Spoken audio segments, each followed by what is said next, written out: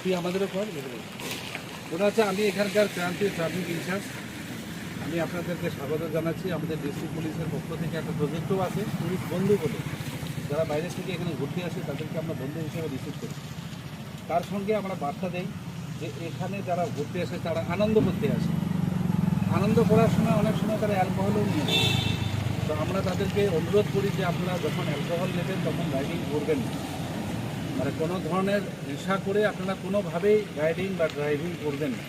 কারণ road রুলসটা mainly follow করতে হবে আপনাদেরকে, তাহলে নিরাপদে আপনারা থাকতে পারবেন। রোড রুলস যদি আমরা ফলো করতে না পারি তাহলে আমরা নিরাপদে থাকতে পারবো না। যেহেতু পরিবহনের সঙ্গে যুক্ত, অতএব পরিবহনের যে রুলসগুলো আছে এগুলো আমরা মেনে চলি।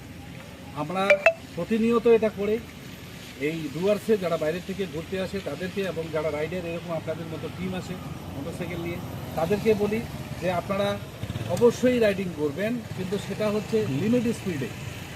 এরকম নয় যে ফরেস্টের ভিতরে ঢুকে গেলাম এবার 100-র উপরে গাড়ি উঠাই দিলাম, এরকম না। কারণ ফরেস্টে অনেক জীবজন্তু আছে, অনেক অ্যানিমেল আছে, সেকেন্ডের মধ্যে রাস্তা ক্রস করে। এবার আপনার গাড়িতে 100 কিলোমিটার স্পিডে আছে, সেক্ষেত্রে আপনার সামনে পড়ে গেলে একটা কি মারাত্মক ধরনের অ্যাক্সিডেন্ট হতে পারে। আপনারা লিমিট স্পিডে আপনারা গাড়িটা চালাবেন যেন আপনারা নিরাপদে থাকেন। উদ্দেশ্য হচ্ছে আমরা ট্রাফিক পুলিশ রাস্তায় দাঁড়িয়ে আছি আপনাদের নিরাপত্তা নিশ্চিত করার জন্য।